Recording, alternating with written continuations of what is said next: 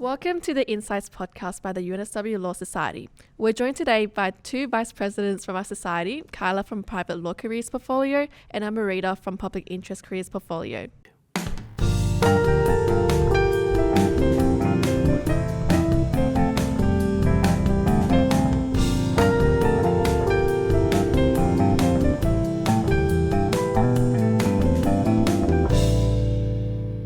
Before we begin, I would like to acknowledge the Gadigal people, the traditional custodians of the land on which this podcast is recorded, and to pay my respects to their elders past, present and emerging. Thank you, Kyla and Amrita, for joining us today. Hi, I'm Amrita. I'm in my third year of a law and media communications and journalism degree. And my fun fact is that I'm a very, very picky eater. Hey everyone, thanks Eva and Chelsea for having us on the podcast. So I'm currently in my third year studying a Bachelor of Commerce and Law, majoring in finance. And I'd say a fun fact about me is that I was born in England. Wow. Wait, you really? Yeah, I was. I came to Australia with my family when I was about 4. In our episodes, we would always like to begin with asking our guests some icebreaker questions to get them thinking. So our very first one is, both of you have been at UNSW for almost 3 years now, so I'll assume you know the campus pretty well. What is the best spot on campus to hide a giraffe? Good question. I'm going to plug the Law Society office because I've spent the last few days cleaning it. So I think a really good spot to hide a giraffe is in our very clean Law Society office now for years to come. Fair. I was going to say like the law building basement. Like you need staff access to get into it, but yeah. All right, so the last icebreaker question is, would you rather wear a clown wig or clown shoes every day? So I'd probably pick the clown wig because I think clown shoes would be debilitating.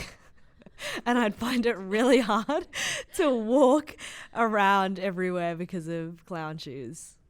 Okay, I was going to say wig as well, but for a different reason, just because I take my fits too seriously to be wearing clown shoes every single day, all day. No, can't do that.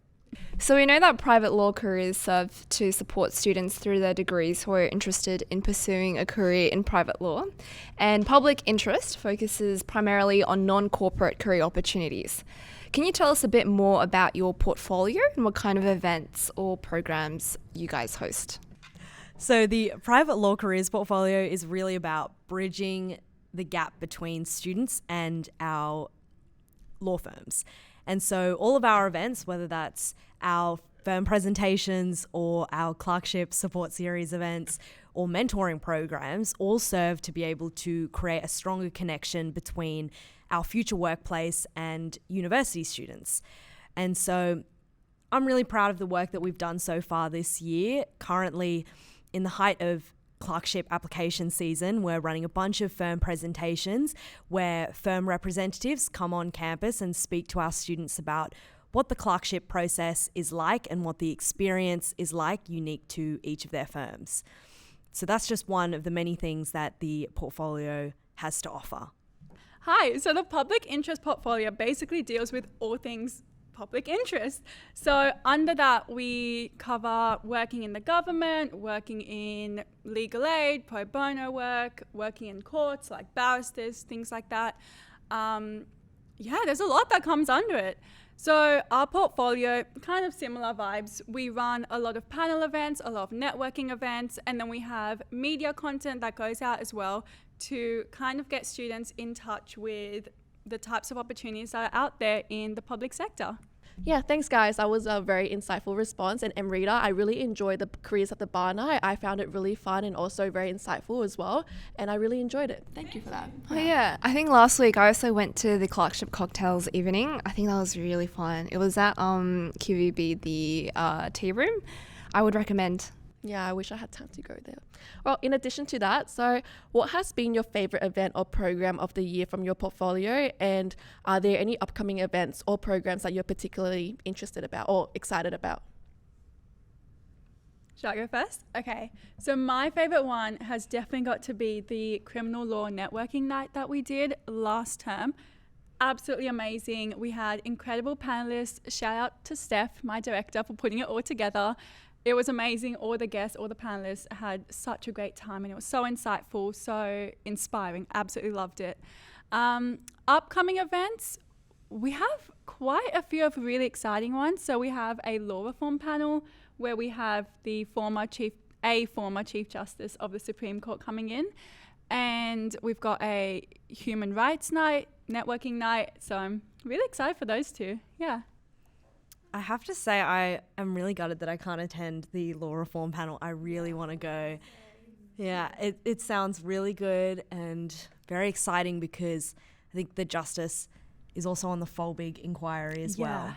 That's really exciting. Yeah. But apparently we aren't allowed to ask him about it. Yeah, I my lecturing class today brought it up that we can't ask them questions. Still a huge honor to have him at our law school. My favourite event that my portfolio has run this year has to be either the Careers Fair or the Clerkship Cocktail Evening. Both of those events had incredible student turnout, but most importantly, I really enjoyed being able to see the connections being formed between firm representatives and students. Again, as I said, my portfolio is really about being able to bridge that gap. So once you work so hard on an event and get to see in real life a lot of those opportunities being transferred from the firm to a student, it is so much more fulfilling. And so I'm very grateful to all of our firm sponsors who are able to attend both of those events because none of it would have been possible without them. So very excited to continue being able to host such large-scale events like that in the future because I know they have such a great impact on the students who apply for clerkships or paralegal opportunities down the track because that face-to-face opportunity is invaluable. Thanks, guys. I think the events that you guys just brought up, like the criminal law night and the clerkship cocktail evening, are very important events for the future students as well as current students who are interested in pursuing a career in law. So I'm sure that as people organising these big events, you guys would have to come across challenges and obstacles. So I guess just over your time as vice presidents, what major skills do you think you guys have learnt? That's a really great question. I think it prompts some very valuable self-reflection. And to begin with, I really do think that I owe it all to my directors. They're an incredible bunch who are very diligent and organised. So in terms of the key skill that I learnt in this role, it probably has to be crisis management. In any event, there are going to be inherent challenges or certain details that you might overlook. And I think that really I'm just there to helicopter and lead from behind. So if anything goes wrong, I'm really just there as a point of call to suggest alternative routes or trace back and prevent this same issue from happening in future. But really, I think the role teaches you how to be a good leader. Yeah, no, I think that's such a good answer. All of my directors have 100% been so hardworking, so organised, and yeah, they really do carry the portfolio, and I can't thank them enough for that. In terms of what I've learnt, I like how you say it teaches you how to be a good leader, because I think one of the things that I've kind of struggled with is being indecisive, just in all aspects of my life. But being in this position, all of a sudden people are looking at you to make decisions. And it was very stressful at the start. And like sometimes it still can be, even though you've got the other VPs, you've got the pres to look to, there's a lot of people looking to you, a lot riding on you, and you feel responsible for a lot of it. And so I think it's really just taught me how to trust my own judgment, trust myself, trust my instincts. And yeah, I think that's helped me really grow as a person. That's true. I think the role offers both professional and personal development. I do feel like you gain a lot of confidence being in the role as well. So yeah, an incredible experience. Yeah, thanks guys. That was lovely to hear. And I think as cliche as it may sound, you know, with like vice president's role, I think a lot of people might think, oh yeah, like obviously you gain leadership skills out of that. But it is very interesting to hear your perspectives and how that has ultimately kind of enhanced that confidence skills in yours or like leadership skills in yours. So thanks. So outside of LawSoc and more of on a personal side, what are you both looking forward to this year, both personally and professionally? So I guess in terms of my personal life, I am super excited to be able to develop my skill of achieving balance in all of my different commitments. I hope to be able to continue staying organized and also learning to say no. And in terms of my professional life, I guess I'm super interested in learning more about which practice group I will one day practice in or will one day find the most passion for. At the moment, I'm getting to experience work from many different teams within my firm at the moment. So I'm really excited to be able to settle in one day. I really like that answer. On kind of similar lines, I think for me, I really want this year to be about prioritizing the things that I want to spend my time doing, but more so than that, doing that in order to be able to really indulge in the things that I'm doing. So really make sure that I feel present in a given moment, really making sure that, I think we've all gone through like stages of our lives where it might be like a day, it might be a couple of months where we kind of look back and think it's been a bit of a blur. So that's what I'm trying to avoid. Wow. Especially, getting halfway-ish through our degrees. It's really the time where I think a lot of people are starting to get very stressed out about a lot. There's a lot of expectations. There's a lot of pressure that people put on themselves. And so I'm really trying to not let that get to me and do the things I enjoy. Hang out with friends, hang out with family, do fun stuff, make money, spend money. Yeah. Spend money. Yeah, I love that. I like that. It resonates with me a lot because that's exactly the mindset that I had to I adopted to begin with this year. I felt like last year, in your first and second year, you try and grab at every opportunity to join this society, that society, this organization, this club. But I think this year what I wanted to do was really invest in the societies that I know would give me value, both personally and professionally. And I completely agree. I really do. And I guess beyond societies as well, just general commitments. I feel like I've been able to make more time for like going to workout classes. I love Barry's. Barry's, shout out to your morning. Yeah, exactly. Early morning Barry's. Or, seeing friends and just going to the beach. Obviously not in this winter. We finally dragged her to her first law event, law cruise. Yeah. I was at the law cruise. Saw a lot of you first and second years. Maybe I came way too late, but it was exciting nonetheless. Yeah. Oh wow, yeah, no, I definitely resonated a lot of with what both of you said in terms of needing to learn how to say no to things and not having so many things on your plate, and at the same time just prioritizing what you really value and things that you might bring you benefits to your both personal life and also professional life as well. Yeah. Oh yeah, no, I definitely also agree with the points you guys raised. I think that is very important to, as a third year, after trying out different societies and extracurriculars, being able to actually know which things you value the most and which things are important to you.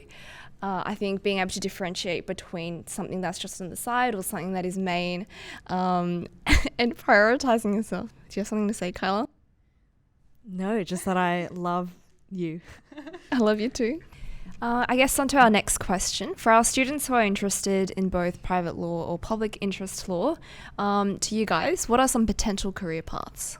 Do you want to start us off, Kyla? So you can tell from all the different services that a firm has to offer that there is so much experience and diversity out there in private law, because I do think that there may be a misconception that all these law firms have to offer are just two paths, whether it's in transactional law or litigious law.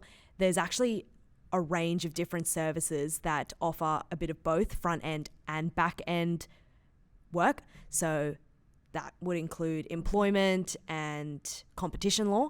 So there's just so much out there. To sum it up, I would say come to our events, especially those held by firms, because it's such a good opportunity to meet lawyers who work at these firms directly and ask them about what they do, ask them about what rotations they did in their clerkship or grad programs. Just because I do think that there are so much to learn from these firm representatives when they volunteer their time. In summary, so much. You have so much opportunity to find a role that fits you. And I'm sure the same will probably be for public interest. Yeah, just to add on to what Kyla said, I definitely do agree with, it was me attending to a lot of the private law careers events, including just like the firm visits, or just in general, just firm introductions or firm presentations. It was very helpful, and definitely kind of allowed me to realize that private law careers is so broad and there's so many things part of it, including fintech. Shout out to Aiden studying fintech. Yay! Yay, wish he was here with us. Yeah, and not to forget as well, there's obviously a lot of exciting events that I've really enjoyed personally from the public interest career events as well. So yeah, let's have Amrita to talk more about that. Thank you. So the question was on career paths. One thing I love about public interest law is that it's so broad. It's so broad. So obviously we've got paralegal roles, we've got barristers, associates, tipstaffs, working in law reform, working in humanitarian law, NGOs, volunteering, so much. And so I think when it comes to public law, what I've learned from speaking to different professionals is that it's less of a direct career path. There are obviously, you want to become a barrister, there's a pretty set way of how to do that.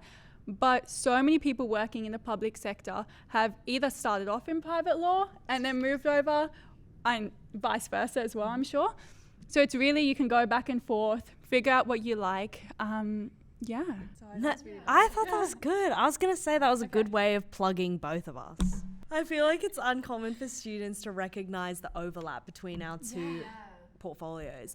There is so much opportunity to go from, and I've heard this from people directly, but there's so much opportunity to build a client base as a private law solicitor and bring that client base with you when you become a barrister. Because, ultimately when you are a barrister, you're running your own business, it's self-employment, and you want to be able to initiate or lay the foundations for your connections in a much larger institution like a corporate law firm. So I think that's, in my experience, one of the most common ways that you dabble your hands in both. For sure. I don't think I've met a single person who's in the public sector now that's started off there and that's all they've done for their entire lives. There's so much to learn, so many different ways that you can get involved in the legal sector in general. So don't be afraid to go back and forth. Yeah, and I think that's what's so fun about law. It's so broad, and there's so many opportunities and a lot of things that you can explore around and hop around in as well. Yeah, law is fun. It's fun. So guys, go to their events. Yeah, go to public interest and private law. Yeah. That's actually a really interesting event idea, actually. What? Bringing on cross-section? Yeah. Yo, we should do that. Representatives who have experienced both. Yeah. I would totally cancel one of my events to do that. But I feel like we need to streamline it more. Well, I feel like I have an event that I could probably toss out too.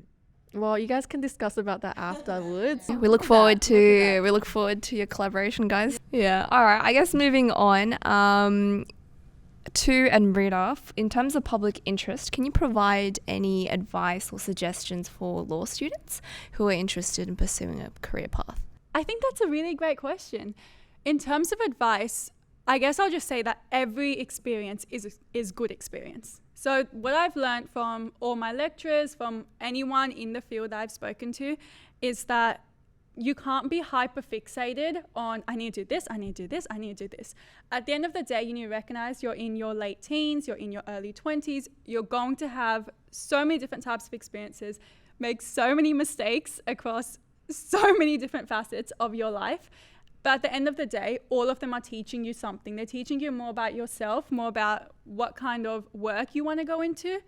And then on top of that, I would just say also making sure at the same time that you're keeping up your WAM, please, that you're going to our events, that you're familiarizing yourself with the types of opportunities out there so that when they come by, you're aware and you can actually go ahead and grab them.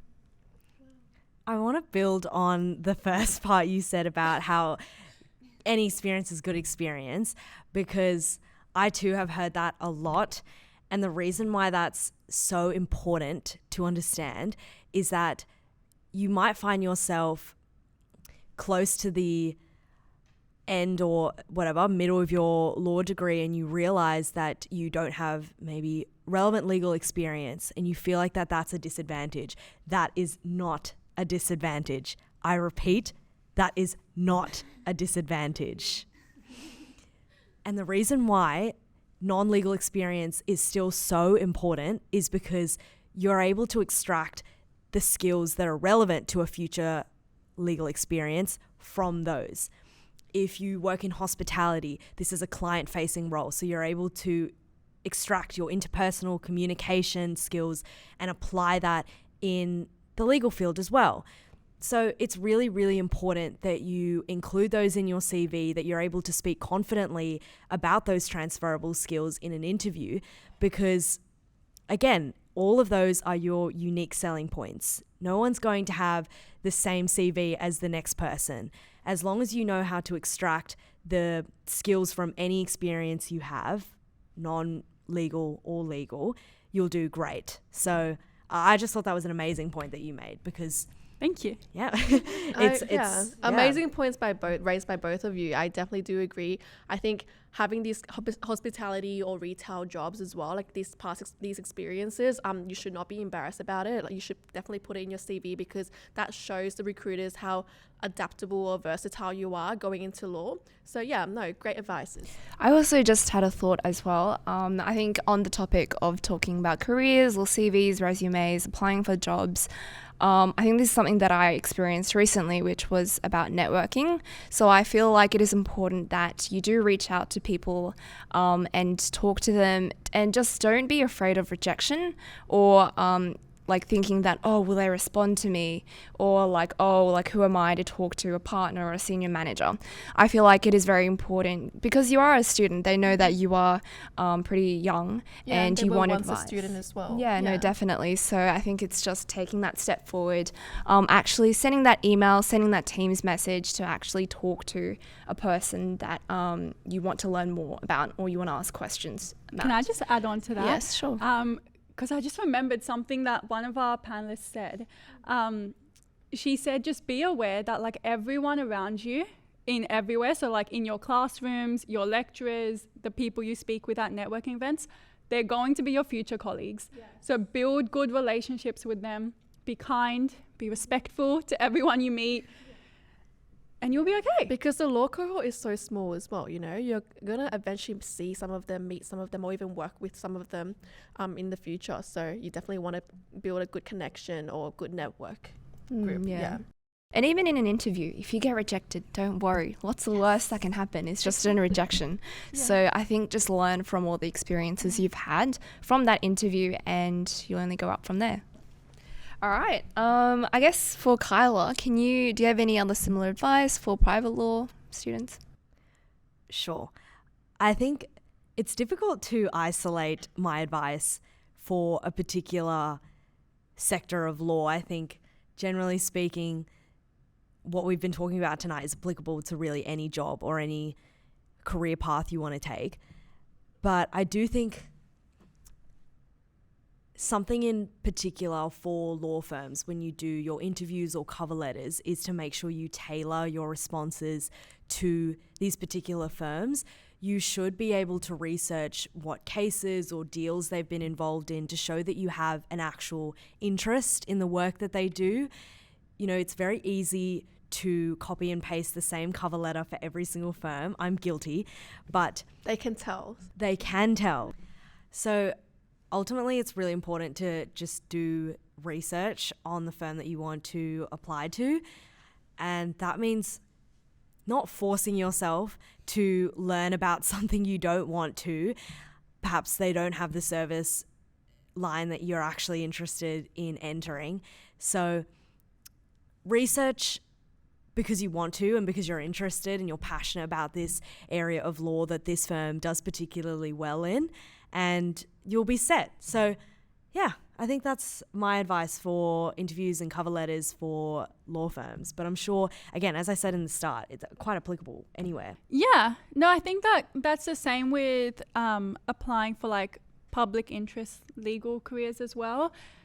Definitely make sure that you know what the organization is about. Probably have a couple of things that you want to talk about that they do before you go into the interview, and show them that you really care about the courts. And I mean, like we were saying before, the more experiences you have, the more you know what you care about, and the more you're going to be able to actually apply for jobs that really do matter to you, and not just, applying for whatever, whenever, Yeah, and do you know how you are going to be able to gather this information from these firms or these places? Is you attend their events. Yeah.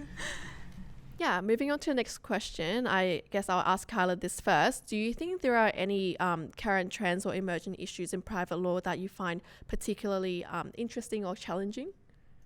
This is a good question. So now that we're coming out of the back of COVID-19, we are seeing more transactional teams like M&As or banking and finance slower than usual because they have such a strong correlation to the market. And right now, the market and it's not. And so you can imagine that teams like disputes, whether that's, in insurance or just general commercial litigation, you're going to see that is a more consistent workflow. And that's just because of the relationship that disputes has with the current economy. That's just because of the fact that corporate teams that's just because of the fact that more transactional teams have a tighter relationship or are more dependent on what the economy is facing at the moment. Thanks, Kyla. Those were words of wisdom. Very informative. All right. Similarly, I think I'll ask the question to Amrita, but also I'll add on to that. How can law students or legal professionals make a meaningful contribution or impact based on those issues? Okay, I think that's a bit of a difficult question to answer because the public sector is so broad. But I mean, just think about the amount of social issues facing us as a country, as a society. There's a lot. And I think, unfortunately, a lot of those issues don't have short-term fixes. So obviously we have miscarriages of justice happening all the time, which impacts a lot of barristers and the court system. We have humanitarian issues. Our climate is not protected. Our children aren't protected. So there's a lot that we have to work towards, and I think there's a lot of scope there for law students to get their foot in and work towards those issues, especially the ones that they're the most passionate about. So in terms of advice or how they can get involved, I would say not to keep plugging our events, but go to our events. No, they are actually going to be very helpful. Yeah. I also have a unique opportunity alongside working at our events. It's very easy. Well, not very easy, but I think it's so important that you volunteer at legal centres. I was going to say that legal centres, legal aid centres. KLC. Yeah. And also I would say, like, as a media student, I think it's very important to watch the news, be up to date with the issues that are affecting us, but also affecting the country. And then just get involved in those issues that you feel as though really resonate with you and that you want to make a difference in. You're really not ever going to be too young or have too little experience to get some of these roles and to get involved. Yeah, I definitely agree with that, and I think these are very good points that you raised as well. You brought up as well. I think one thing as well is, in law classes, sometimes I feel like a lot of the news, a lot of the things with like social justice or, public interest as well. Sometimes teachers like to raise these kind of points up in our law classes as well. And I think that definitely shows how important it is to keep up with the news, not only to boost your CP mark, but also to be kind of just aware of things that are happening around us. And yeah, be informed in the world that you live in. Yeah. All right, guys, that finishes the serious part of our podcast. I guess going into our last segment, we have a question. So what advice would you give to your first year self? 2 years, 3 years ago? Yeah, 2021. The good old Kyla, days. take it away. I think the advice that I would give to my first year self is still advice that I would give to myself now.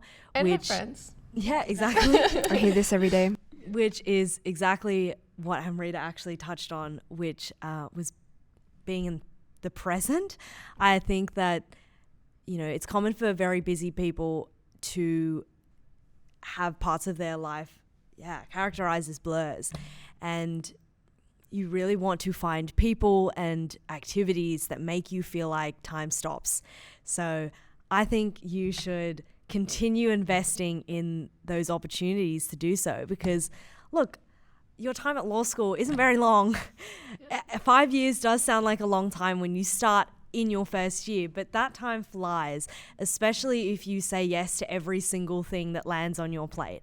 And whilst that is, you know, exactly what you should do in terms of being able to learn and grow, you know, don't let all of those things pass you by. Like, invest in the things that you genuinely are passionate about, because it's important to make the most of everything. No, I agree. As deep as that sounds. No, I agree. I had a conversation about this with someone, actually, I think yesterday or a few days ago, about how time flies, especially your time at university. When you're having fun. When you're having fun. And university, you're having fun there. But especially, you know, I feel like you're never going to have time like this ever again. Yeah. Once you graduate, you're going to, you know, work full time into the corporate world, or, 9 you to know, 5, public or interest, public social justice. Yeah. So a lot of times, like, I think you definitely have to treasure your time here at university, or just in general, like your youth.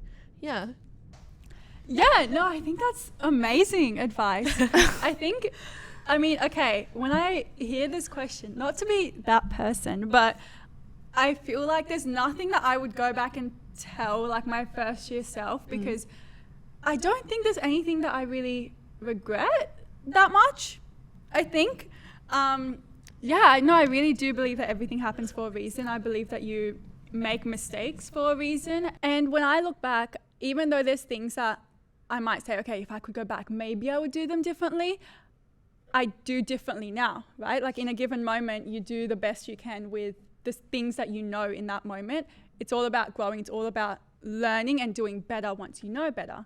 So going off of that, I think my advice to first years in general would be exactly what Kyla said.